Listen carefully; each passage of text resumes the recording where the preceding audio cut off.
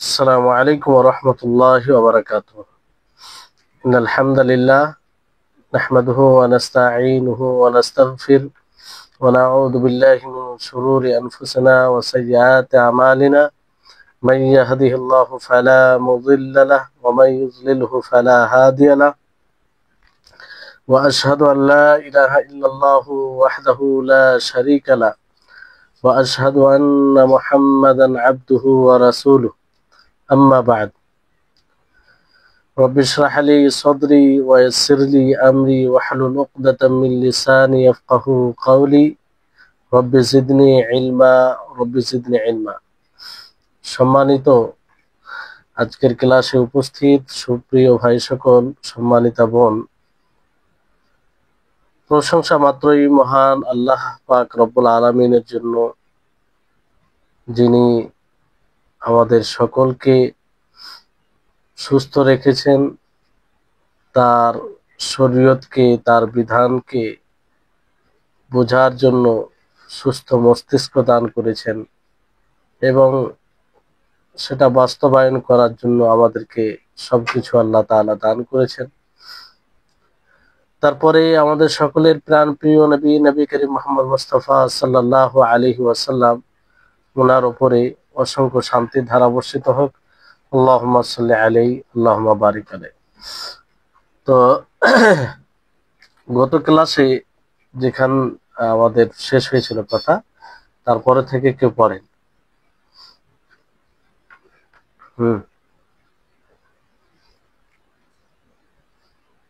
জি,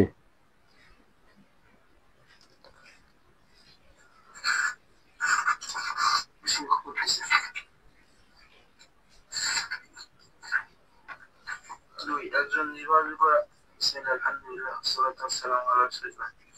একজন নির্ভরযোগ্য রাবী যা ভিত্তি করেন কয়েকজন নির্ভরযোগ্য বা তার চেয়ে অধিক নির্ভরযোগ্য একজন রাবী বিপরীত না করে। এই ভিত্তি করেন হুকুম হলো তা গ্রহণযোগ্য, কারণ সেটা স্বতন্ত্র হাদিসের হুকুমে থাকবে, যা একজন নির্ভরযোগ্য রাবী তার উস্তাদ থেকে এককভাবে বর্ণনা করেছেন।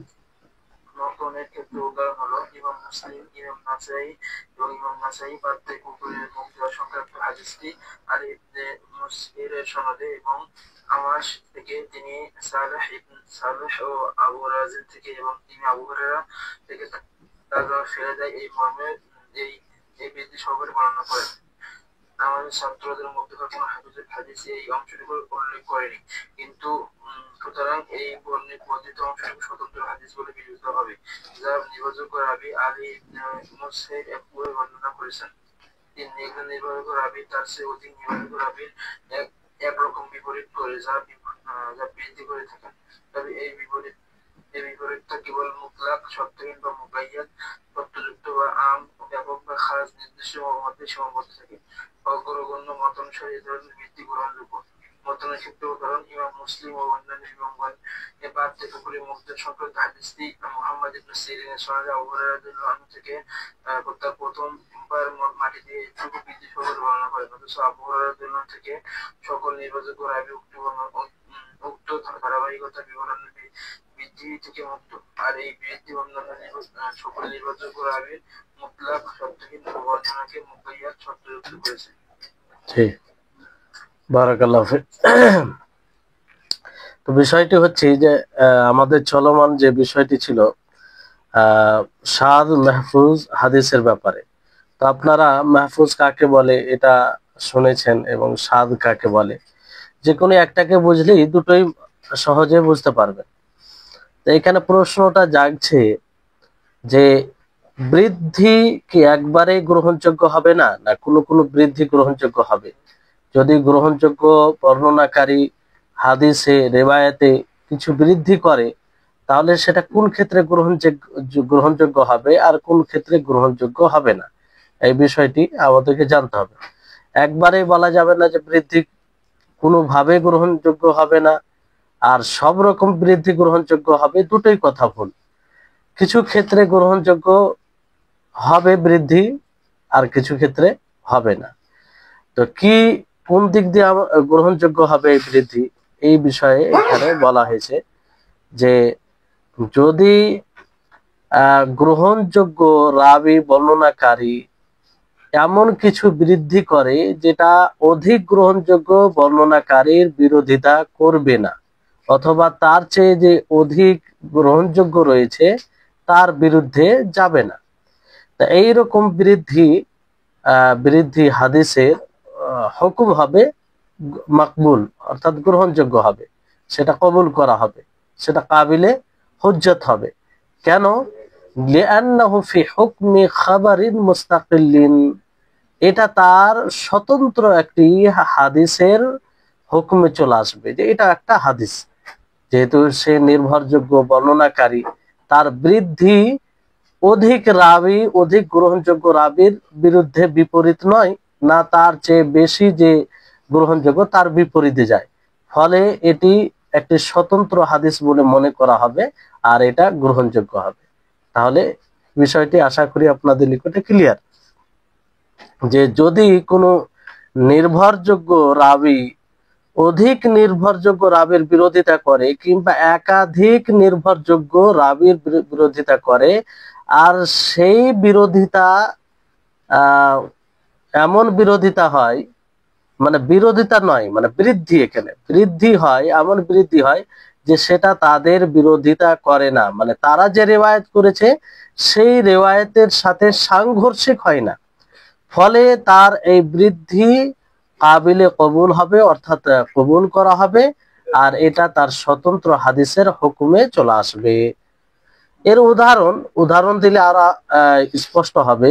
যেমন মাতনে এর উদাহরণ, মাতন বলতে টেক্সট, হাদিসের শব্দ, এটি মাতন। তো এই মাতন যেমন ইমাম মুসলিম ও ইমাম নাসাই রাহিমাহুল্লাহ আলী বিন মুসহির এর তরিখ থেকে বর্ণনা করেন, তিনি আমাশ থেকে বর্ণনা করেন, আবার ফের আমাশ আবু সালে থেকে বর্ণনা করে, আবু সালে আবু রাজিন থেকে বর্ণনা করেন, আবু রাজিন ইনি আবু হুরায়রা থেকে বর্ণনা করেন। তো এই বর্ণনা করতে গিয়ে এখানে একটা অতিরিক্ত বৃদ্ধি করেছে, সেটা কি? ফাল ইউরিকহু, এই শব্দটা বৃদ্ধি করেছে। সেই হাদিসে, যে হাদিসে বলা হয়েছে যদি কোনো কুকুর কোনো বর্তনে মুখ দিয়ে দেয় তাহলে কি করতে হবে, সে হাদিসে ফাল ইউরিকহু এই শব্দটি বৃদ্ধি করেছেন। আর এই বৃদ্ধি ফাল ইউরিকহু এই শব্দটি ওয়ালাম ইয়াযকুরহা সাইরুল হুফাজ আসহাবুল আমাস, যে আরো যতগুলো হাফিজগুণ রয়েছে আমাস এর ছাত্রদের মধ্যে কেউ এটা বর্ণনা করেন, মানে শুধু একজন রাবি, যে সেকা রাবি, নির্ভরযোগ্য রাবি, উনি বৃদ্ধি করেছেন। আর সেকা রাবি বলতে এখানে বোঝানো হচ্ছে আলী বিন মুসহির, উনি সেকা রাবি, গ্রহণযোগ্য রাবি। তো ইনি বৃদ্ধি করেছেন ফাল ইউরিকহু, তার বিপরীতে একাধিক নির্ভরযোগ্য রাবি রয়েছে, সেকাত আর রুয়াতুস সেকাত রয়েছে। তো এই বৃদ্ধি কিন্তু তাদের বিরোধিতা করে না, এটা একটা অতিরিক্ত, ফলে এটা গ্রহণযোগ্য হবে, কারণ আলী বিন মুসহির ইনার এটা বৃদ্ধি একটি স্বতন্ত্র হাদিসের হুকুমে চলে আসবে, কারণ ইনিও গ্রহণযোগ্য। বিপরীতে এলে সেটা গ্রহণযোগ্য হতো না, কিন্তু বিপরীতে তো নয়, মানে এটা বৃদ্ধি করেছে যা একাধিক গ্রহণযোগ্য রেওয়ায়েতে নেই। তো এই হচ্ছে তার উদাহরণ, তো এটাই স্পষ্ট। তারপরের বিষয় হচ্ছে যে গ্রহণযোগ্য রাবি বর্ণনাকারী এমন কিছু যদি বৃদ্ধি করে যেটা তার চেয়ে অধিক গ্রহণযোগ্য রাবির বিপরীত হবে অথবা সাংঘর্ষিক হবে। আর এই বৃদ্ধি কেমন হবে না, মানে এই বৃদ্ধি যে বিপরীত হবে কেমন, সেটা কোনো মুতলাককে মুকায়েদ করবে অথবা কোনো আমকে খাস করবে, তাহলে এই ধরনের বৃদ্ধিও গ্রহণযোগ্য হবে। মুতলাককে, একটা জিনিস ধরেন মুতলাক মানে সব ব্যাপারে, কিন্তু আর একটা জিনিস বন্দি করে দেয় কোন জিনিসের সাথে, যে এটা হলে এটা হবে, কোন একটা বিষয়ের সাথে মুকায়েদ হয়ে যায়। আর একটা মুতলাক যেখানে সেখানে, অনুরূপ ভাবে আম মানে ব্যাপক, মানে সবার জন্য। আর যখন সেটাকে খাস করা হয়, তাখসিস করে দেওয়া হয়। তো এই এই ধরনের যদি বৃদ্ধি হয় কোনো সেকা রাবীর, আর তার বিপরীতে অধিক সেকা রাবী কিংবা অধিক গ্রহণযোগ্য রাবী সেটাকে বর্ণনা না করে, কিংবা তার চেয়ে অধিক সেকা রাবী সেটাকে বর্ণনা না করে, তো এই ধরনের বৃদ্ধি সেটা গ্রহণযোগ্য হবে রাজে প্রাধান্য প্রাপ্ত মত অনুযায়ী। এর উদাহরণ কি? এর উদাহরণ আপনার মতনে উদাহরণ বইয়ে রয়েছে যে ইমাম মুসলিম রাহিমাহুল্লাহ ও তিনি ছাড়া অন্য কেউ মোহাম্মদ ইবনে সিরিনের তারিখ থেকে বর্ণনা করেন, আর তিনি আবু হুরায়রা থেকে। সেখানে এই অতিরিক্ত রয়েছে যে উলা হুন্না বিতুরাব, যে প্রথমে মাটি দিয়ে, সেই হাদিস উলুগুল কালব, যে কোনো কুকুর যদি বাসনে কোনো পাত্রে মুখ দিয়ে দেয় তাহলে তাকে ধৌত করতে হবে। তো কোনো হাদিসে 7 বার ধৌত করতে হবে শুধু এটাই আছে, কিন্তু প্রথমবার মাটি দিয়ে ধৌত করতে হবে এই বিষয়টি নেই। কিন্তু এখানে অতিরিক্ত আছে যে মাটি দিয়ে ধৌত করতে হবে, তাহলে একটা ধোয়া আম ব্যাপক, আর এখানে খাস করে দেওয়া হচ্ছে যে প্রথমে মাটি দিয়ে ধৌত করতে হবে। এটা এমন একটা বিপরীত যে মুতলাককে মুকাইদ করা হচ্ছে যে প্রথমবার মাটি দিয়ে ধৌত করতে হবে, আর বাকি যেগুলো সেকা রাবি রয়েছে আবু হুরায়রা থেকে, তারা এই বিষয়টি বলেনি যে প্রথমবার মাটি দিয়ে ধৌত করতে হবে। ফলে এটা একটা মুকাইদ করে দেয়, কি মুতলাককে মুকাইদ করে দেয়, মানে অধিক গ্রহণযোগ্য যে একাধিক রাবি রয়েছে, কিংবা তার মতো গ্রহণযোগ্য একাধিক রাবি রয়েছে, বর্ণনাকারী রয়েছে, কিংবা তার চেয়ে এখানে একাধিক রাবি বর্ণনাকারী রয়েছে, তাদের রেওয়ায়তটি হচ্ছে মুতলাক, আম ভাবে তাদের রেওয়ায়ত কি মুতলাক, এটা আম ভাবে। কিন্তু একজন বৃদ্ধি করেছেন, সেটা কি মোহাম্মদ ইবনে সিরিন থেকে, সেটা হচ্ছে উলা হুন্না বিতুরাব, যে প্রথমে মাটি দিয়ে ধৌত করতে হবে। তো এটা মুতলাককে মুকাইদ করে, ফলে এরকম গ্রহণ বৃদ্ধি, এরকম বিপরীত যদি আসে বৃদ্ধি, তো সেটা গ্রহণ হবে। তো আশা করি আপনারা বুঝতে পেরেছেন। এখানে অনুবাদের দিকে তাকান, যে একজন নির্ভরযোগ্য রাবি যা বৃদ্ধি করেন কয়েকজন নির্ভরযোগ্য অথবা তার চেয়ে অধিক নির্ভরযোগ্য একজন রাবির বিপরীত না করে। এখানে বিপরীত, প্রথম প্রকার যেটা বিপরীত না করে, এই ধরনের বৃদ্ধির হুকুম হলো তা গ্রহণযোগ্য, কারণ সেটা স্বতন্ত্র একটি হাদিসের হুকুমে থাকবে যা একজন নির্ভরযোগ্য রাবি তার উস্তাদ থেকে এককভাবে বর্ণনা করেছে, তাহলে এটা গ্রহণযোগ্য হবে। মতনের ক্ষেত্রে উদাহরণ দেওয়া হয়েছে যে ইমাম মুসলিম এবং ইমাম নাসাই পাত্রে কুকুরে মুখ দেওয়া সংক্রান্ত হাদিসটি আলী ইবনে মুসহিরের সনাদে তিনি আমাশ থেকে, তিনি আবু সালেহ ও আবু রাজিন থেকে, তিনি আবু হুরায়রা থেকে তা যেন ফেলে দেয়, ফালিউরিকহু, এই শব্দটা ফালিউরিকহু, তা যেন ফেলে দেয়, এই বৃদ্ধি সহকারে বর্ণনা করে। আমাশের ছাত্রদের মধ্যেকার কোন হাফিজুল হাদিস এই অতিরিক্ত অংশটুকু উল্লেখ করেননি, সুতরাং এই বর্ধিত অংশটুকু স্বতন্ত্র হাদিস বলে বিবেচিত হবে, একটি স্বতন্ত্র হাদিস মনে করা হবে যা নির্ভরযোগ্য রাবি আলী ইবনু মুসহির এককভাবে বর্ণনা করেছেন। তাহলে এটা একটা বিষয়। দ্বিতীয় বিষয় যেটা এখানে বলা হয়েছে যে একজন নির্ভরযোগ্য রাবি তার চেয়ে অধিক নির্ভরযোগ্য রাবি রকমের বিপরীত করে যা বৃদ্ধি করে থাকেন, এটা এখানে বিপরীত, আর উপরে বিপরীত নয়। কিন্তু কেমন ধরনের বিপরীত এখানে এটা বোঝার বিষয় আছে, যে সেই বিপরীতটা কেবল মুতলাককেই, শর্তহীন, কোনো শর্ত নেই সেখানে, সেটাকে মুকাইদ করে দেয়, শর্ত যুক্ত করে দেয়। মানে একটা জিনিস, একটা বিষয় শর্তহীন আর একটা শর্তযুক্ত, অথবা আম ব্যাপককে খাস নির্দিষ্ট করার মাধ্যমে সীমাবদ্ধ থাকে।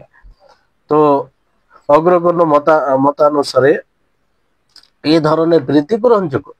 তার উদাহরণ আপনারা শুনলেন যে ইমাম মুসলিম এবং অন্যান্য ইমামগণ পাত্রে কুকুরের মুখ দেওয়া সংক্রান্ত হাদিসটি মুহাম্মদ ইবনে সিরিনের সনদে আবু হুরায়রা রাদিয়াল্লাহু তাআলা আনহু থেকে তার প্রথমবার মাটি দিয়ে এতটুকু বৃদ্ধি সহকারে বর্ণনা করেন, এটা বৃদ্ধি করেছেন। আর বিপরীত হচ্ছে, কিন্তু কেমন বিপরীত হচ্ছে, যে অথচ আবু হুরায়রা রাদিয়াল্লাহু তাআলা আনহু থেকে সকল নির্ভরযোগ্য রাবীর বর্ণনা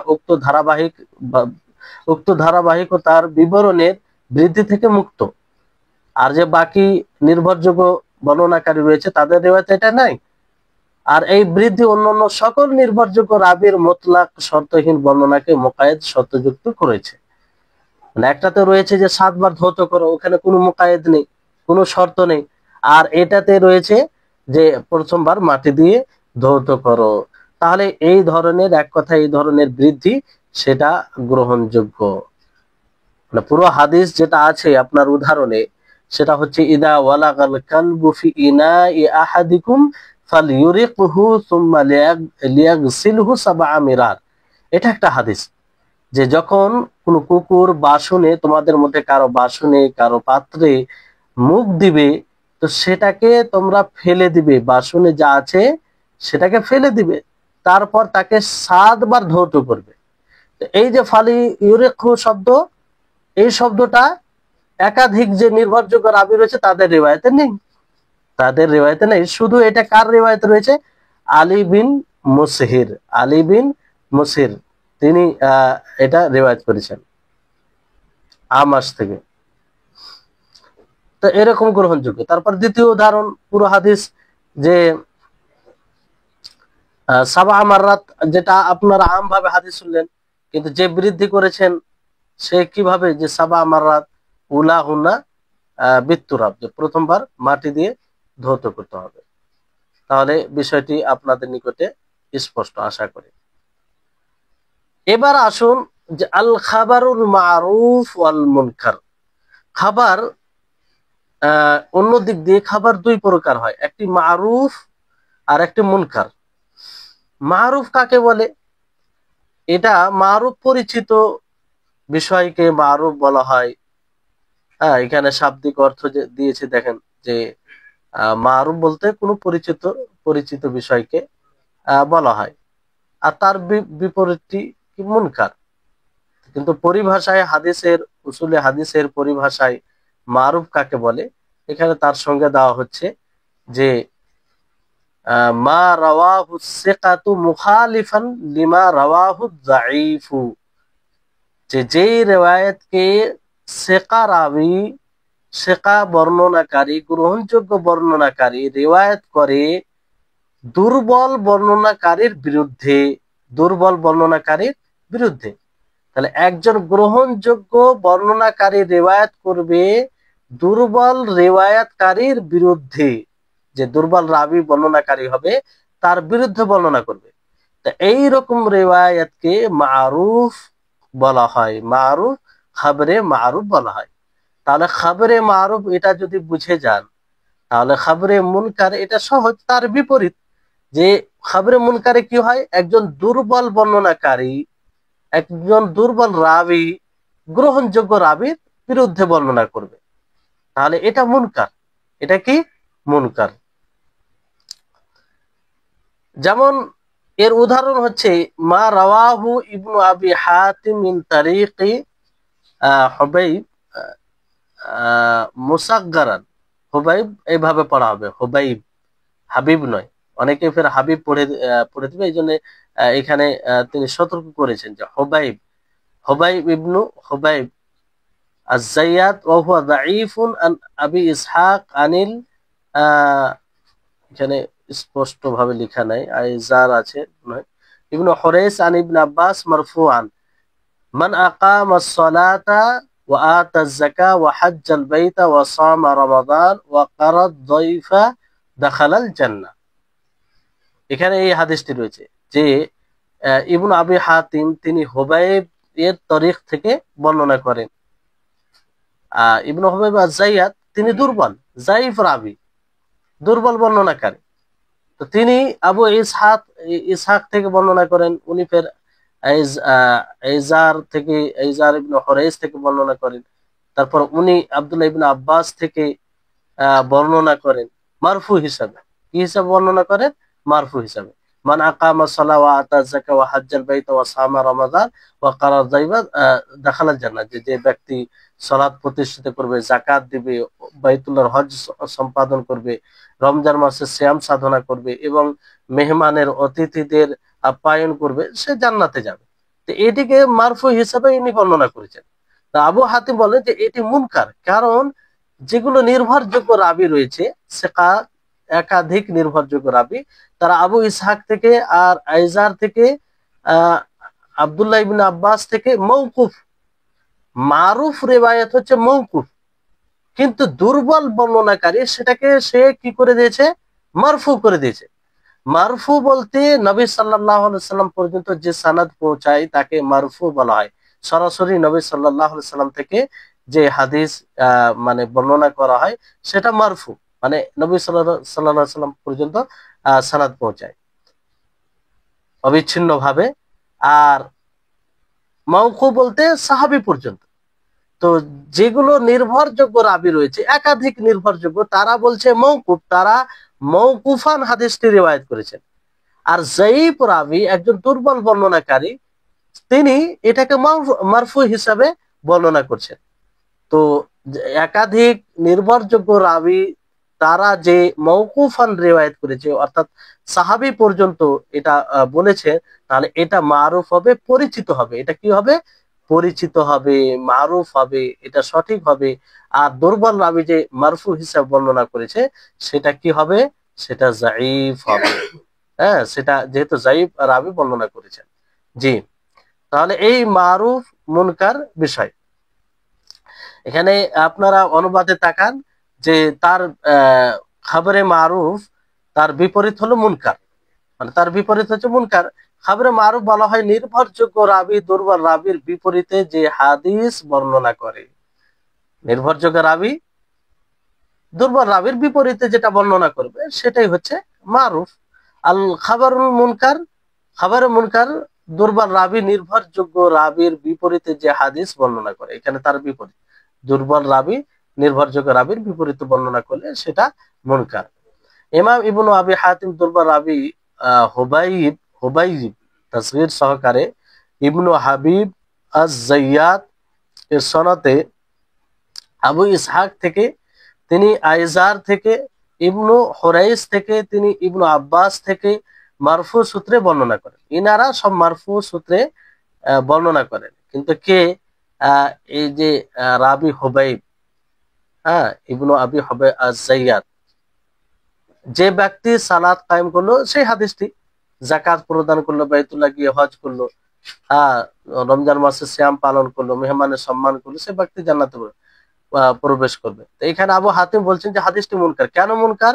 এই জন্য মুনকার যে অন্য অন্য সকল নির্ভরযোগ্য রাবি হাদিসটি আবু ইসহাক থেকে, তিনি আইজার থেকে, তিনি ইবনু আব্বাস থেকে মারফু মাওকুফ সূত্রে বর্ণনা করেছেন।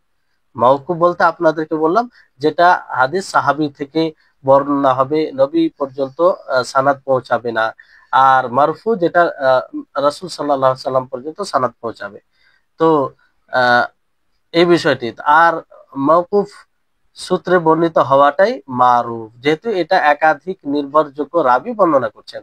আর যেটা মারফু সূত্রে শুধু একজন, যে যায়িফ দুর্বল রাবি বর্ণনা করছেন। তো এই হচ্ছে বিষয়। আশা করি আপনারা বুঝতে পেরেছেন যে মারুফ হাদিস কাকে বলে এবং মুনকার হাদিস কাকে বলে। তারপরে আসুন যে এখানে এর আগেও যেহেতু পড়েছেন আপনারা বারবার কোন কোন সংজ্ঞায়, যে এর যদি মোতাবে আসে, সমর্থনে আসে, তাহলে হাদিসটি হাসান দরজা থেকে সহি দরজায় পৌঁছে যাবে, এরকম আপনারা শুনেছেন। তো এই বিষয়টি এখানে বলছে যে সমর্থনে আসা মানে কি, এর তো হাদিসের পরিভাষা আছে। তো পরিভাষা আছে, তাকে মোতাবা এবং তার প্রকার সমূহ রয়েছে। মোতাবা সমর্থক ও তার প্রকার ভেদ রয়েছে। তো আল মুতাবা কাকে বলে? আবিধানিক অর্থে যে আল মুওয়াফাকা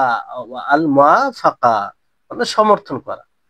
মুতাবা বলতে সমর্থন করা, ওই সমর্থনে আসা। ওয়াসতিলাহান পরিভাষায় বলা হয় আন তাহসুলাল মুশারাকাতু লিরাওয়ি ফির রিওয়ায়াতি, যে রিওয়ায়াত বর্ণনা করতে গিয়ে রাবির মুশারাকাত মানে রাবির অংশগ্রহণ করবে। বর্ণনা করতে গিয়ে বর্ণনার ক্ষেত্রে বর্ণনাকারী অংশগ্রহণ করবে, মানে তার মুশারাকা এটা পাওয়া যাবে। মুশারাকা বলতে অংশগ্রহণ করা। আর এটা দুই প্রকার। এটা কত প্রকার? দুই প্রকার, একটি হচ্ছে মুতাবা তাম্মা, আরেকটি হচ্ছে মুতাবা কাসিরা। মুতাবা তাম্মা মানে পরিপূর্ণভাবে সমর্থন করা, পরিপূর্ণভাবে সমর্থন করা।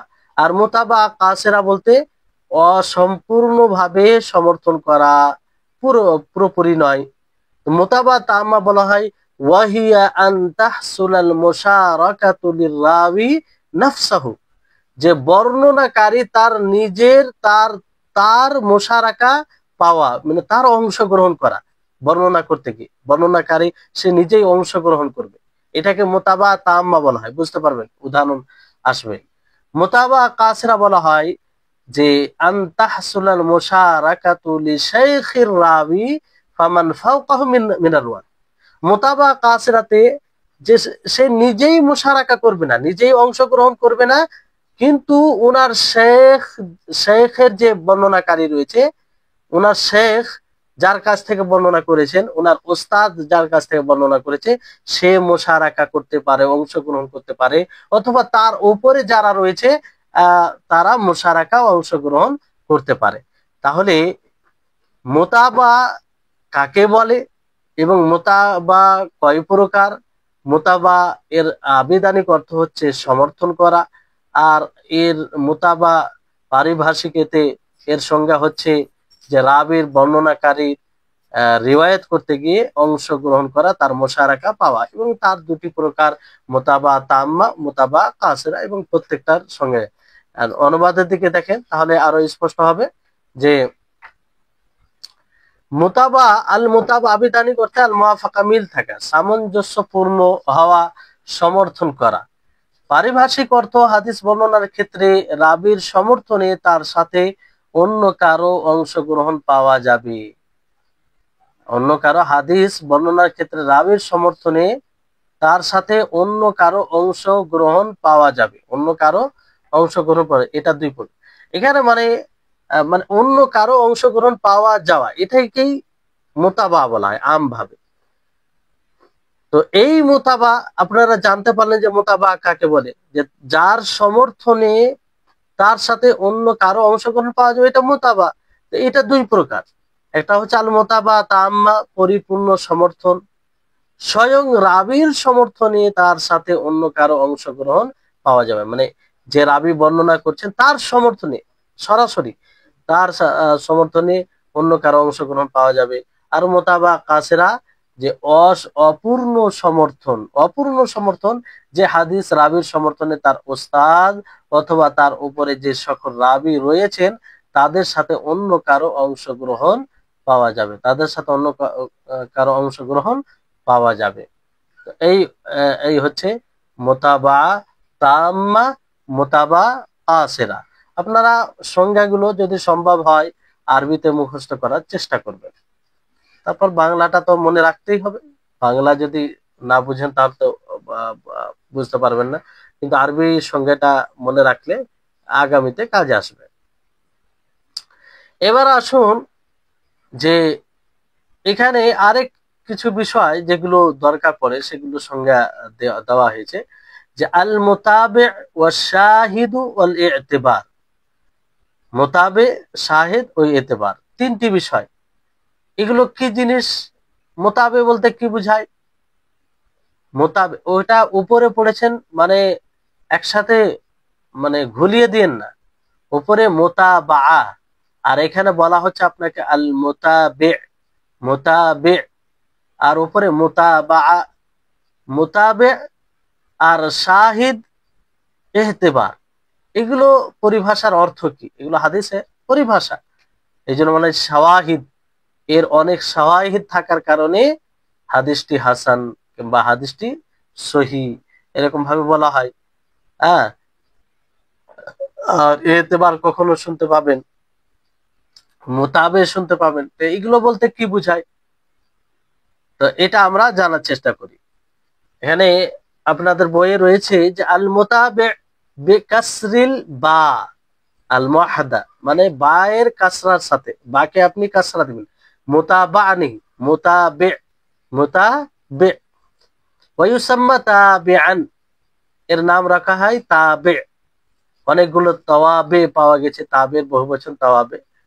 হ্যাঁ, তাহলে এই হচ্ছে ওয়াহুয়াল খাবারুল মুশারিকু লিল ফারদি লাফজান ওয়া মা'নান আও মা'নান ফাকাত মাল ইত্তিহাদি ফিস সাহাবিয়্যি।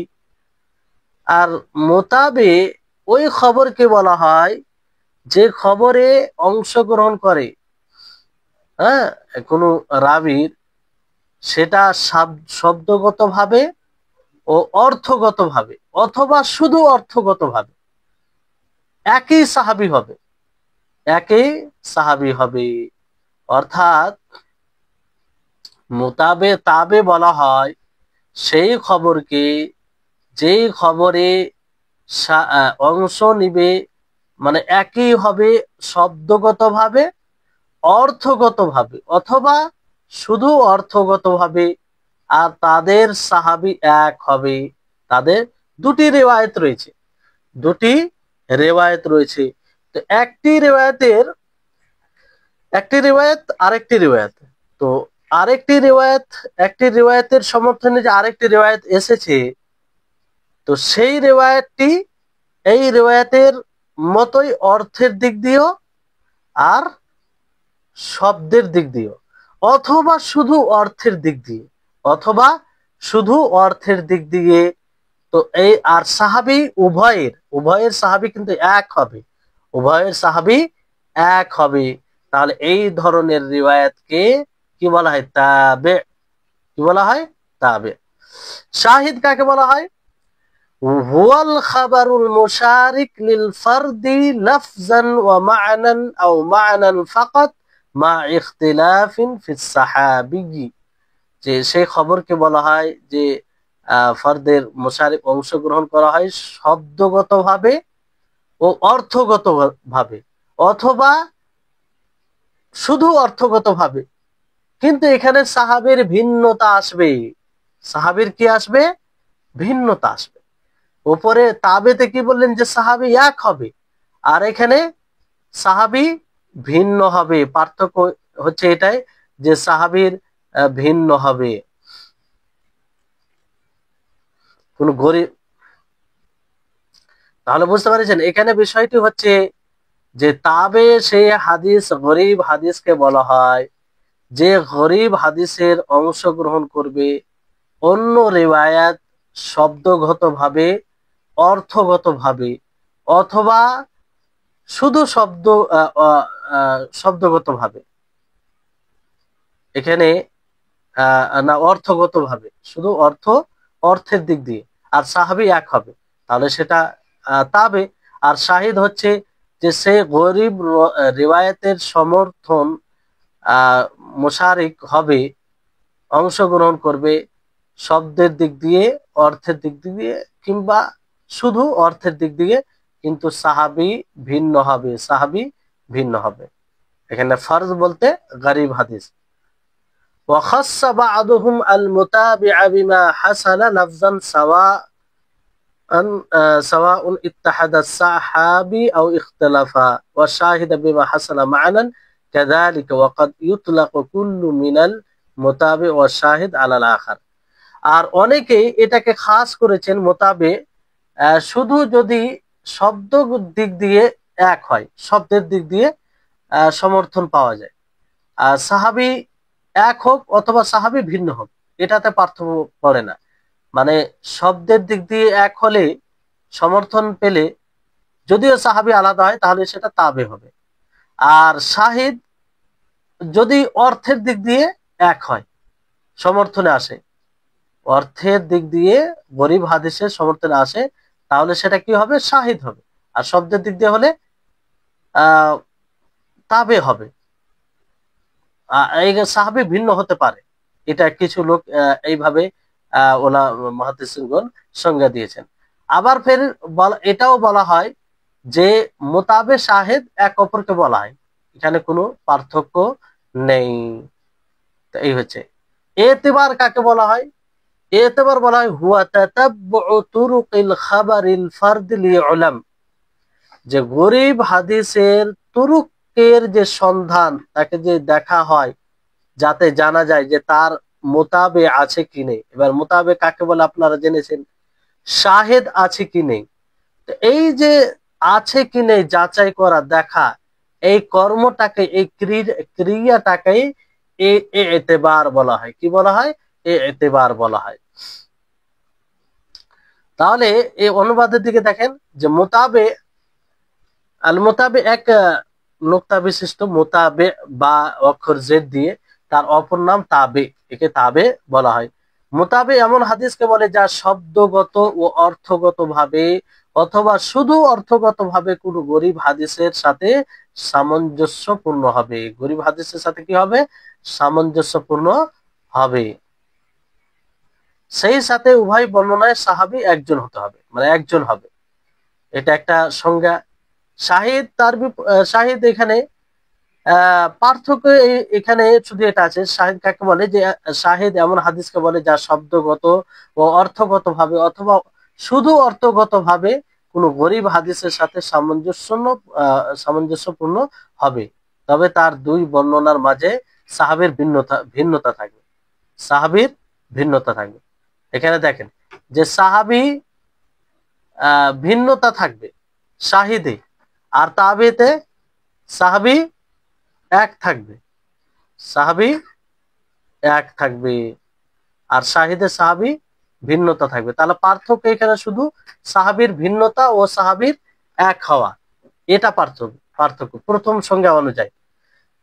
দ্বিতীয় সংজ্ঞা, যে কেউ কেউ আল মোতাবেকে ওই হাদিসের সাথে নির্দিষ্ট করেছেন যাতে শব্দগতভাবে মিল পাওয়া যায়, তাতে সাহাবী একই ব্যক্তি হোক অথবা ভিন্ন হোক। আর শাহিদকে নির্দিষ্ট করেছেন ওই হাদিসের সাথে যাতে অর্থগত মিল পাওয়া যায়, অনুরূপ ভাবে তাতে সাহাবী একই ব্যক্তি হোক অথবা ভিন্ন ব্যক্তি। তো এখানে এই সংজ্ঞায় পার্থক্য কি? এই সংজ্ঞায় পার্থক্য হচ্ছে যে মোতাবে শব্দগত মিল পাওয়া যাবে, মোতাবে তাবে এতে শব্দগত মিল পাওয়া যাবে, আর শাহিদে অর্থগত মিল পাওয়া যাবে। তাহলে এইটাই পার্থক্য, একটা শব্দগত, একটা অর্থগত। আর এখানে সাহাবী এক হোক অথবা ভিন্ন হোক, এটার কোনো বিষয় নাই এই সংজ্ঞা অনুযায়ী। আবার কখনো কখনো মোতাবে এবং শাহেদের একটিকে অপরটির ক্ষেত্রে ব্যবহার করা হয়। মানে কখনো শাহেদকে তাবে বলা হয়, তাবেকে শাহেদ বলা হয়, মানে দুটো একই, কোনো পার্থক্য করেনি। আর এতেবার বলা হয়, এতেবার হলো গরীব হাদিসের সনদ খুঁজে বের করা। গরীব হাদিসের সনদ আপনি খুঁজে বের করবেন, যেন জানা যায় যে তার কোনো মোতাবে বা শাহিদ আছে কিনা। এবার মোতাবে শাহিদ তো আপনারা জানলেন, যে মোতাবে শাহিদ আছে কিনা এটা দেখা, এটার নামই হচ্ছে এতেবার। এটার নাম কি? এতেবার। তাহলে সহজ বিষয়, কঠিন নয়। এখানে দেখেন যে এখানে সহজ সহজ করে মানে বলা যেতে পারে যে যে শব্দ শব্দে মিল থাকলে মোতাবেক, শব্দ শব্দে মিল থাকলে মোতাবেক, সাহাবিতে মিল থাকলে মোতাবেক। বুঝলেন? মানে তিন অর্থ, একটা সংজ্ঞা অনুযায়ী শব্দ শব্দে মিল থাকলে মোতাবে, আর একটা সংজ্ঞা অনুযায়ী সাহাবিতে মিল থাকলে মোতাবে, আর শাহিদ কি অর্থ অর্থে মিল থাকলে শাহিদ, সাহাবিতে ভিন্ন থাকলে শাহিদ। সাহাবিতে ভিন্ন থাকলে কি? শাহিদ। তারপরে এখানে মিসাল দেওয়া হয়েছে যে মাসালা লিযালিকাল হাফিজ বিমা রাওয়াহুল ইমাম আশ-শাফিঈ ফিল আন মালিক আন আব্দুল্লাহ ইবনে দিনার আন আব্দুল্লাহ ইবনে উমর قال قال رسول الله صلى الله عليه وسلم الشهر 29 فلا تصوموا حتى تروا الهلال ولا تفطروا حتى تروه فإن غم عليكم فأكملوا العدة 30। যে এখানে ইমাম শাফি তিনি তার বই এতে বর্ণনা করেছেন মালিক থেকে, মালিক আবার আব্দুল্লাহ ইবনে দিনার থেকে, আব্দুল্লাহ ইবনে দিনার আব্দুল্লাহ ইবনে ওমর থেকে। আর আব্দুল্লাহ ইবনে ওমর বলেন যে রাসূল সাল্লাল্লাহু আলাইহি সাল্লাম বলেছেন যে মাস 29 দিনের হয়, তো তোমরা রোজা রাখবে না যতক্ষণ পর্যন্ত চাঁদ দেখবে, ওয়ালা তুফতিরু, আর ইফতার করবে না যতক্ষণ পর্যন্ত তোমরা চাঁদ দেখবে, চাঁদ দেখার পরে ইফতার করবে। ফাইন গুম্মা আলাইকুম ফাআকমিলুল ইদ্দাতা 30। যদি আকাশ মেঘাচ্ছন্ন হয় তাহলে তোমরা 30 দিন পূর্ণ করবে, 30 দিন পূর্ণ করবে। তো এখানে অনেক লোক, কিছু লোক ধারণা করেছে যে আন্না শাফিঈয়্যা তাফাররাদা বিলফজ, ইমাম শাফি একটি আলাদা শব্দে মুনফারিদ হয়েছে, আলাদা হয়েছে, একাকী হয়েছেন। সেটা কি? ফাআকমিলুল ইদ্দাতা 30, যে তোমরা 30 দিন পূর্ণ করবে। আর ইমাম মালিকের আরো যে ছাত্র রয়েছে ইমাম শাফি ছাড়া, তারা কিন্তু এই শব্দ দ্বারা রিওয়ায়াত করেছেন ফাআকদিরু লাহু, ফাকদিরু লাহু, এই শব্দ দ্বারা রিওয়ায়াত করেছেন। তাহলে ইমাম মালিকের যতগুলো ছাত্র রয়েছে সবাই ফাকদিরু লাহু এই শব্দ দিয়ে রিওয়ায়াত করেছেন, কিন্তু ইমাম শাফি শুধু ওনার ছাত্রের মধ্যে ফাআকমিলুল ইদ্দাতা 30 এই শব্দ দিয়ে রিওয়ায়াত করেছে। তো এখানে দেখতে হবে যে ইমাম শাফির মুতাবা, কোন মুতাবা পাওয়া যাচ্ছে। ইমাম শাফির মুতাবা তাম্মাও পাওয়া যাচ্ছে, আবার মুতাবা কাসিরাও পাওয়া যাচ্ছে। মুতাবা তাম্মা কাকে বলে কে বলবে? মুতাবা তাম্মা কাকে বলে কে বলবে? হ্যাঁ, ট্রেনে উপস্থিত থাকছে কিনা এটা? মুতাবা তাম্মা হচ্ছে সেই হাদিস, আমি বলবো। হ্যাঁ বলেন, বলেন। মুতাবা তাম্মা হচ্ছে সেই হাদিস যে হাদিসের মানে সমর্থনে অন্য কারো অংশগ্রহণ, অন্য কোনো রাবির অংশগ্রহণ, অন্য কারো অংশগ্রহণ পাওয়া যায় আর কি, মানে মুশারাকা পাওয়া যায় অন্য কোনো রাবি। মুতাবা তাম্মা হ্যাঁ, ওর স্বয়ং রাবির সমর্থনে, হ্যাঁ জি, স্বয়ং রাবির সমর্থনেই অংশগ্রহণ পাওয়া। হ্যাঁ জি জি জি। আর কাসিরা? কাসিরা আর কাসিরা হচ্ছে ওনার ওই রাবির উস্তাদ অথবা অন্য কোন স্তরে, তার উপরের স্তর। হ্যাঁ জি জি জি সমর্থনে অংশগ্রহণ। জি, আহসানতে, বারাকাল্লাহু ফিক। হ্যাঁ, এটা তো এখানে এবার ইমাম শাফি যেহেতু তিনি একাকী হয়েছেন, ফাকদিরু না ফাআকমিলুল ফাইন গুম্মা ফাআকমিলুল ইদ্দাতা 30 এই শব্দ দ্বারা একাকী হয়েছেন, ফাআকমিলুল ইদ্দাতা 30। তো এবার দেখতে হবে যে ইমাম শাফির মুতাবা কাসিরা আছে কি নেই, না মুতাবা তাম্মা ও কাসিরা আছে কি নেই। তো আমরা যদি দেখি, কিংবা মুহাদ্দিসগণ বলেছেন যে এর মুতাবা তাম্মাও আছে আর মুতাবা কাসিরাও আছে। সেটা কি করে? যে ইমাম বুখারী রাহিমাহুল্লাহ তিনি তার সহিতে বর্ণনা করেন আব্দুল্লাহ ইবনে মাসলাবা আল কানাবি থেকে, আর আব্দুল্লাহ ইবনে মাসলাবা আল কানাবি মালিক থেকে বর্ণনা করেন সেই সানাদেই। তো ফাহাদিহি মুতাবাআতুন তাম্মা, এটা হবে কি হবে? মুতাবায়ে তাম্মা হবে, যেটা একদম সহিহ। মুতাবা তাম্মা, কারণ একই জায়গায় যে ইমাম মালিক থেকে ইমাম শাফি বর্ণনা করছেন, ওই জায়গায় আব্দুল্লাহ ইবনে মাসলাবা আল কানাবি মালিক থেকে বর্ণনা করেছেন, আর আগে সানাদ সেই একই। তাহলে এই যে এটাকে মুতাবায়ে তাম্মা বলা হয়। কি হয়? মুতাবায়ে তাম্মা। তাহলে ইমাম শাফির জন্য মুতাবা তাম্মা পাওয়া গেল।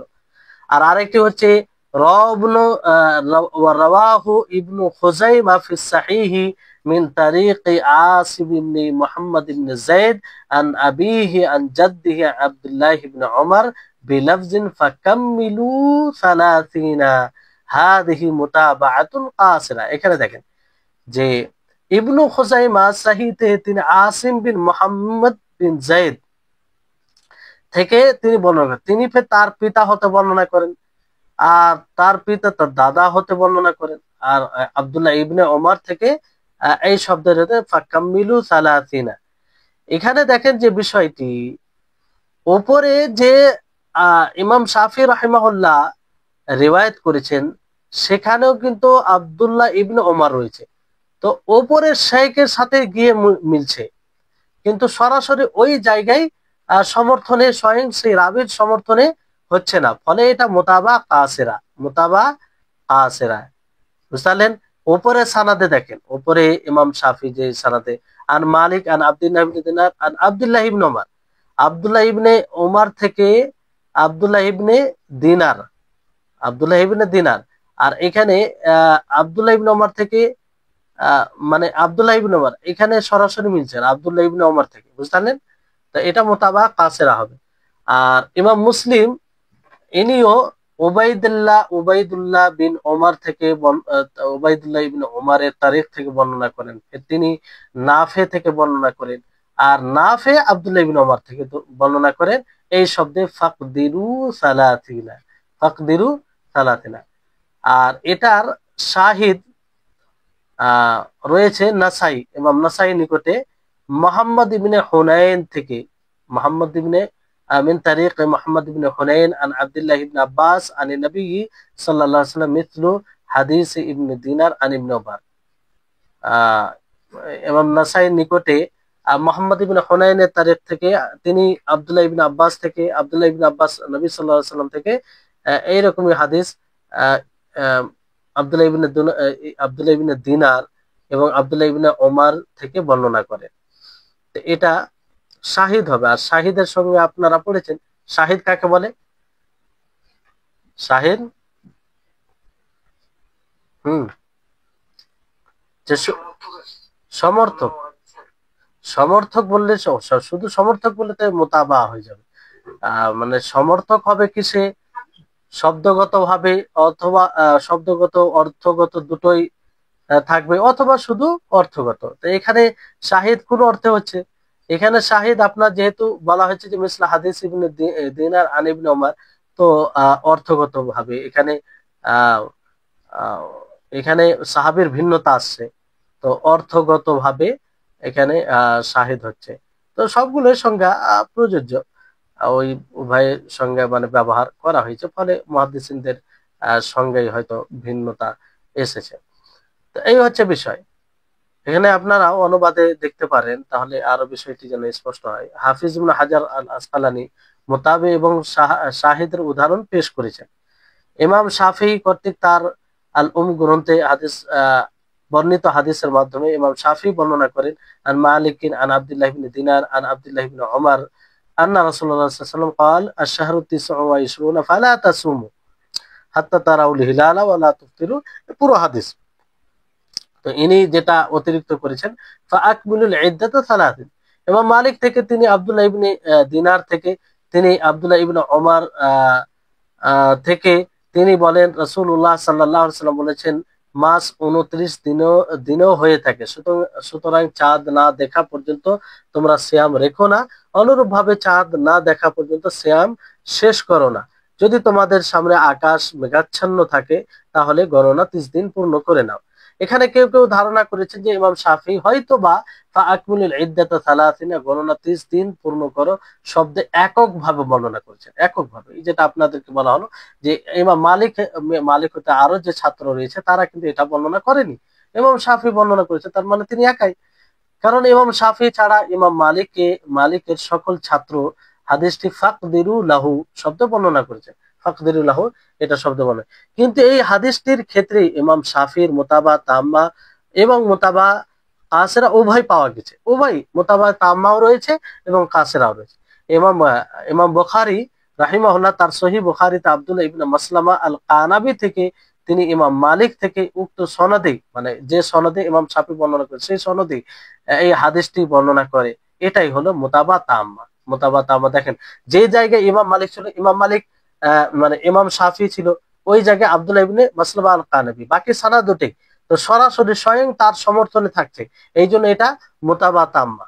ইবনু খুজাইমা তার সহিহ ইবনু খুজাইমা আসিম ইবনু মুহাম্মদ ইবনু যায়েদ এর সনদে তিনি তার পিতা থেকে, তিনি তার দাদা থেকে, তিনি আব্দুল্লাহ ইবনে ওমর থেকে ফাকাম্মিলু সালাসিনা শব্দে বর্ণনা করেছেন। এটা হলো মোতাবা কাসরা। কেন মোতাবা কাসরা? যে উপরে স্বয়ং ওই ওনার সমর্থনে নয়। ইমাম মুসলিম ওবাইদুল্লাহ ইবনে ওমর থেকে, তিনি নাফে থেকে, তিনি আব্দুল্লাহ ইবনে ওমর থেকে ফাকদিরু সালাসিনা শব্দে বর্ণনা করেছে, ফাকদিরু সালাসিনা শব্দে বর্ণনা করে। এছাড়াও নাসাইতে আব্দুল্লাহ ইবনে ওমর থেকে, আব্দুল্লাহ ইবনে দিনার থেকে কর্তৃক হাদিসের মতো মোহাম্মদ ইবনে হুনাইন এর সনদে তিনি আব্দুল্লাহ ইবনে আব্বাস থেকে, তিনি নবী সাল্লাল্লাহু আলাইহি ওয়াসাল্লাম থেকে একটি শাহিদ সমর্থক রয়েছে। তাহলে এই হচ্ছে শাহিদ, এতেবার আর তাবে। এটা আশা করি আপনারা বুঝতে পেরেছেন। এখানে যেটা শেষ যেটা বর্ণনা যে যেখানে ইমাম নাসাই ভিন্ন একটি সনদে আব্দুল্লাহ ইবনে আব্বাস থেকে একটি হাদিস বর্ণনা করেছেন, যা শব্দগত এবং অর্থগত উভয় দিক থেকে প্রথম হাদিসের সাথে মিল আছে। যেটা উপরে বলা হলো আপনাদেরকে, শুধু অর্থগত ভাবে সেটা ভুল বলা হয়েছে। এখানে শব্দগত ও অর্থগত উভয় দিক দিয়ে হাদিসের সাথে মিল আছে, কিন্তু প্রথম হাদিসে সাহাবী আব্দুল্লাহ ইবনে ওমর এবং এই হাদিসে সাহাবী আব্দুল্লাহ ইবনে আব্বাস, মানে সাহাবীর ভিন্নতা। তো শাহিদের সঙ্গে একটা বলা হয়েছে যে শাহিদ সাহাবী ভিন্ন হবে আর তাবেতে সাহাবী এক হবে একটা সংজ্ঞা অনুযায়ী। তো এই ক্ষেত্রে এটা শাহিদ, শাহিদ পাওয়া গেল। তারপরে আসুন যে আল মুহকাম ওয়া মুখতালিফুল হাদিস, এটি খুব গুরুত্বপূর্ণ, সবই গুরুত্বপূর্ণ, কিন্তু এটা খুব প্রয়োজন পড়ে। যে বৈপরীত্য মুক্ত এবং বৈপরীত্য যুক্ত হাদিস, এটা যদি হয় তো আমাদের করণীয় কি, কিংবা মুহাদ্দিসিনগণ সেটা সমাধান সামঞ্জস্যপূর্ণ কিভাবে করেছেন, এটা এর মধ্যে বলা হয়েছে। আল খাবারুল মুহকাম কাকে বলে? হুয়াল খাবারুল মাকবুলুল্লাযী সালিমা মিন মুআরাযাতি মিসলিহি, সেই খবরকে বলা হয় যে খবর তার মতো অন্য মাকবুল হাদিসের বৈপরীত্য থেকে মুক্ত, মানে অন্য হাদিসের বৈপরীত্য সংঘর্ষ থেকে একদম মুক্ত, সে খবরকে আল খাবারুল মুহকাম বলা হয়, আল খাবারুল মুহকাম বলা হয়। এই খবরে মুহকামের হুকুম কি, বিধান কি? বলা হচ্ছে উজুবুল আমালি বিহি, খবরে মুহকাম যেহেতু কোনো প্রকারের সাংঘর্ষিক বিষয় নেই, বৈপরীত্য বিষয় নেই অন্য হাদিসের সাথে, তো এর উপর আমল করতে হবে। আর অধিকাংশ খবর এই প্রকারেরই রয়েছে, ওয়া গালিবুল আখবার মিন হাযান নাও, অধিকাংশ খবর এই প্রকারের রয়েছে। মুখতালিফুল হাদিস কাকে বলে?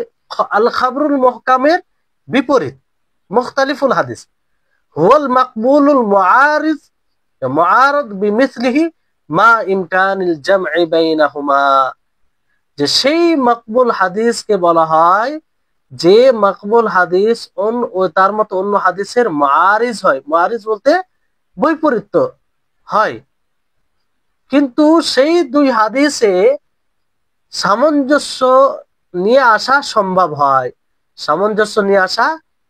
সম্ভব হয়, এটাকে মুখতালিফুল হাদিস বলে। মুখতালিফুল হাদিস বলা হয় এমন খাবারে মাকবুল যা তার মতোই অন্য মাকবুল হাদিসের সাথে সাংঘর্ষিক, তবে উভয় হাদিসের মাঝে সমন্বয়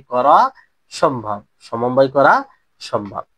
তাহলে এখানে যেটা গুরুত্বপূর্ণ বিষয়, আর এই এই প্রকারের হাদিসে যে বই লেখা হয়েছে, ইমাম শাফি রাহিমাহুল্লাহ তিনি লেখেন, ইমাম তাহাবি, ইবনে কুতাইবা ইনারা লেখেন। তাহলে আল খাবরুল মুহকাম কাকে বলে, তার হুকুম কি, এবং মুখতালিফুল হাদিস কাকে বলে, এটা বুঝেছেন আশা করি। একদম সহজ বিষয়, কোনো মানে এরকম বিষয় নাই যে বুঝতে অসুবিধা। এবার আসুন এর ব্যাখ্যায় আমরা যাই।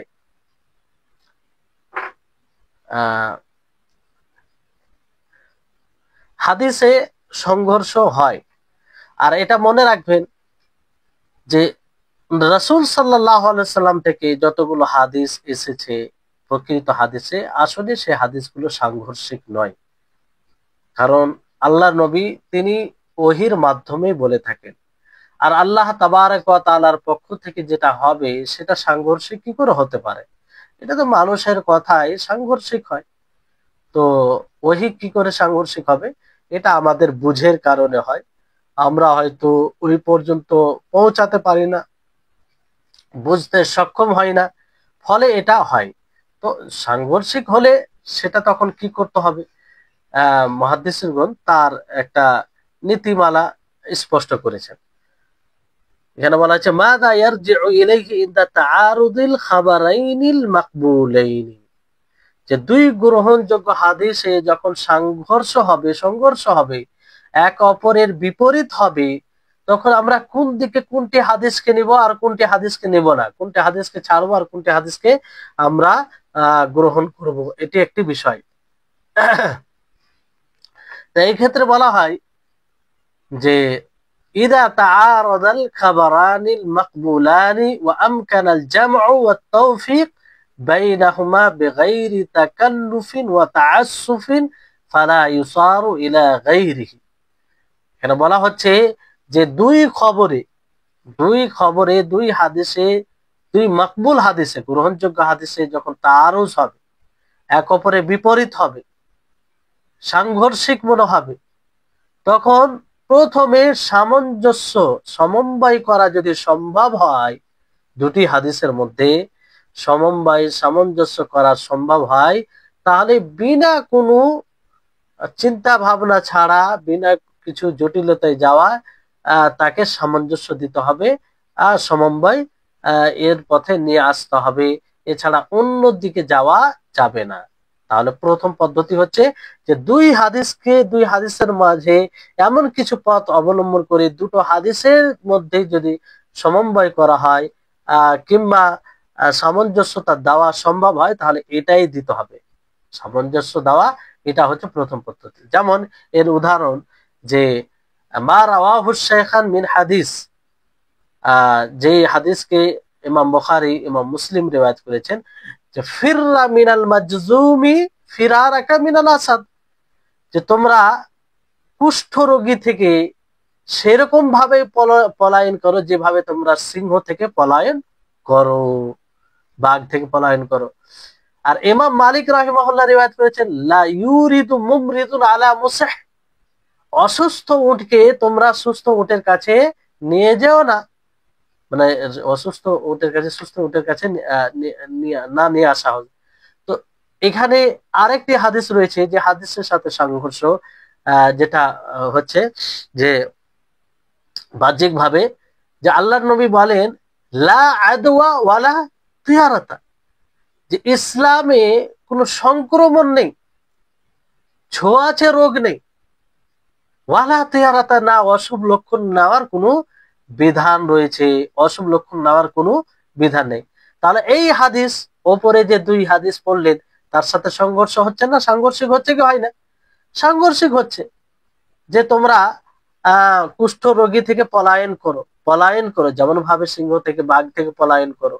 আর বলা হচ্ছে যে সুস্থ উটকে অসুস্থ উটের কাছে যেন না নিয়ে যাওয়া হয়। তো পলায়ন করতে বলা হচ্ছে, তার মানে কি ওখানে ছোঁয়াচে রোগ আছে, রোগ হবে।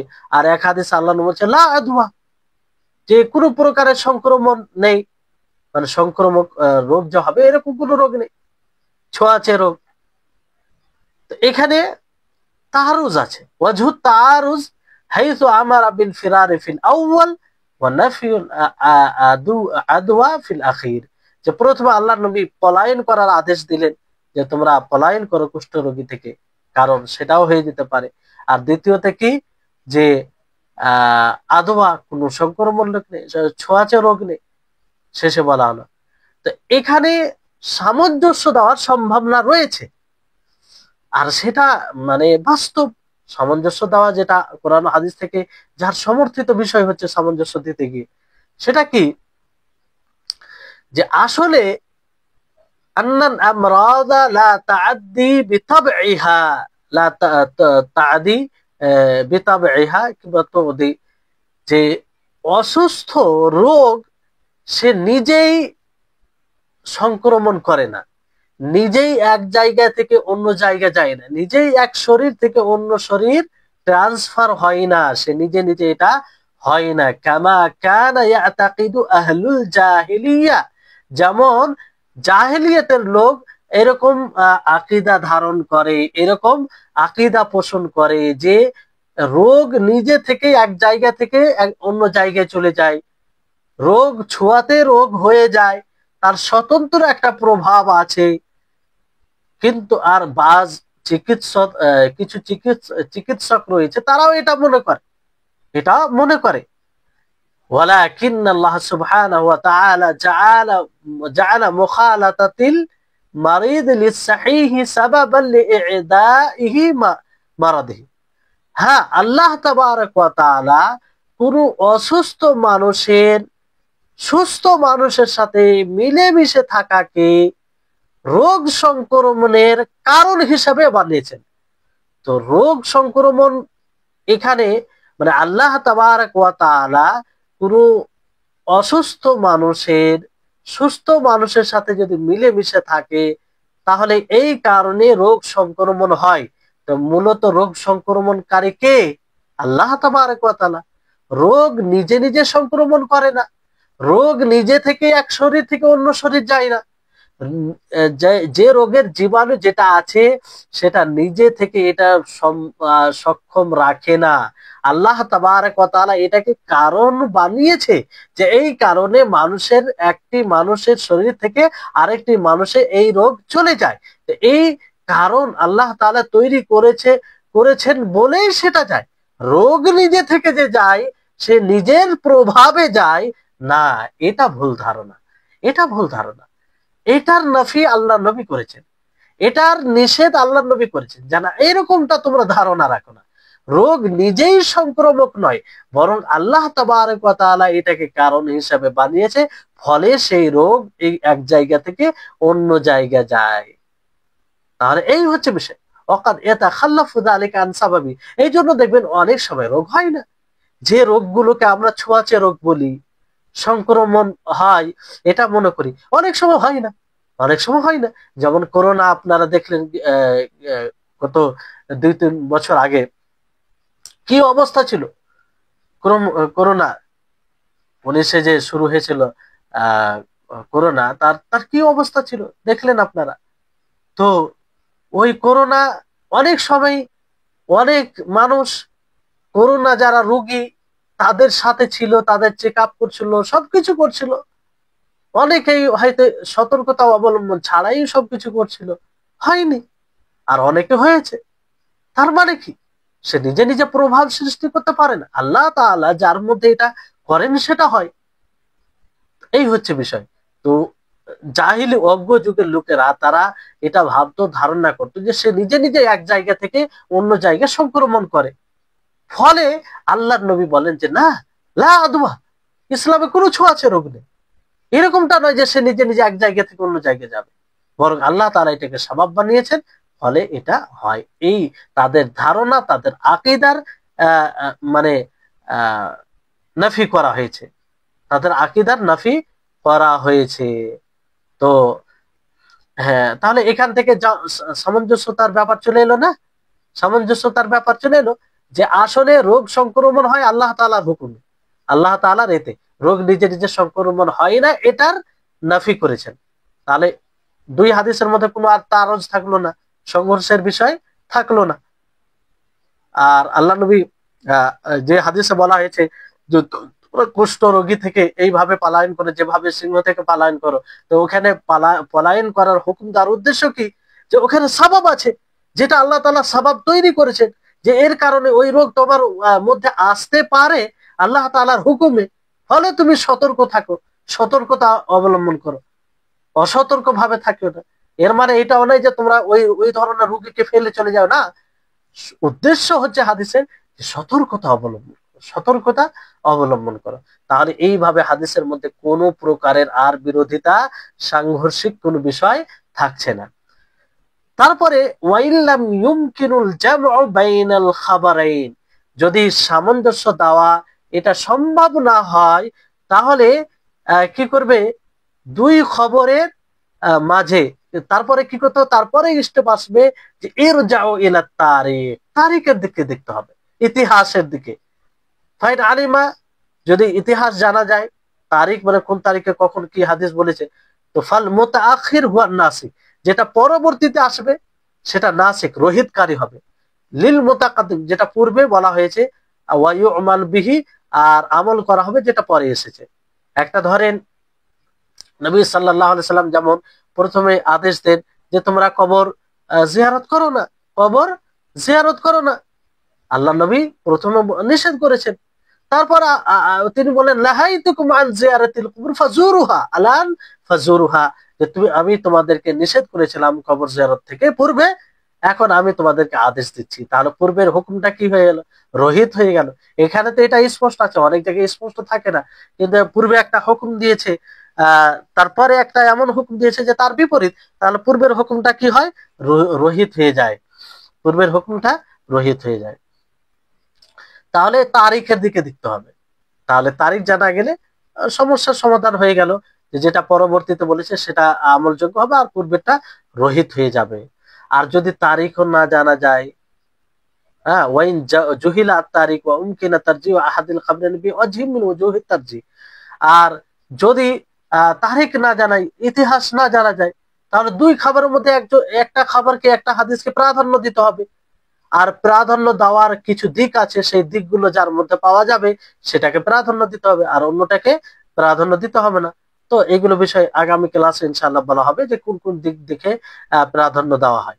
ওয়াইন তাআযারা তারজি, আর যদি প্রাধান্য দেওয়া সম্ভব না হয় একটা খবরকে অন্য খবরের পর, তাহলে দুটোর উপরে আমল স্থগিত হবে। কি হবে? স্থগিত হবে অতক্ষণ পর্যন্ত যতক্ষণ পর্যন্ত যে সেটাকে দেখবে তার জন্য প্রাধান্য দেওয়ার দিক স্পষ্ট না হবে। তাহলে এই হচ্ছে বিষয়। আশা করি আপনারা এটা বুঝতে পেরেছেন। তো আজকের মতো এখানেই ইতি করছি। ইনশাআল্লাহ আগামী ক্লাসে তারজি দেওয়ার যেগুলো বিষয় রয়েছে সেগুলো বলবো। তারজি বলতে প্রাধান্য দেওয়া, এক হাদিসকে অন্য হাদিসের তুলনায়, দুই হাদিসে সাংঘর্ষিক মনে হচ্ছে, তো মানে সামঞ্জস্য দেওয়া হচ্ছে না, তারিখ ইতিহাসও জানা যাচ্ছে না, তখন আপনাকে কি করতে হবে? প্রাধান্য দিতে হবে। এবার প্রাধান্য দেওয়ার দিক আছে, কিছু দিক আছে, সেই দিকগুলো যে হাদিসে পাওয়া যাবে সেটাকে প্রাধান্য দিতে হবে। হ্যাঁ, তারপর তাওয়াক্কুফ মানে স্থগিত করা, যেটা কোনোটাই সম্ভব হচ্ছে না, না সামঞ্জস্য দিতে পারছেন, না তারিখ জানতে, ইতিহাস জানতে পারছেন, না দুটোর মধ্যে কোনো একটাকে প্রাধান্য দিতে পারছেন, তো দুটোর উপরে আমল করা থেকে স্থগিত থাকবে, মানে আমল করা দুটোর উপরে যাবে না। প্রাধান্য দেওয়ার যেগুলো দিক আছে পরবর্তীতে বলা হবে। আল্লাহ তাবারক ওয়া তাআলার নিকটে দোয়া করি আল্লাহ যেন আমাদের সকলকে এসব বিষয় বুঝার তৌফিক দান করেন, আমাদের সকলের ইলমে বারাকা দান করেন। আল্লাহ তাআলা যেন আমাদের সকলের পরিশ্রমকে কবুল করেন। ওয়া আখির দাওয়ানা আনিল হামদুলিল্লাহি রাব্বিল আলামিন। আসসালামু আলাইকুম ওয়া রাহমাতুল্লাহি ওয়া বারাকাতুহু।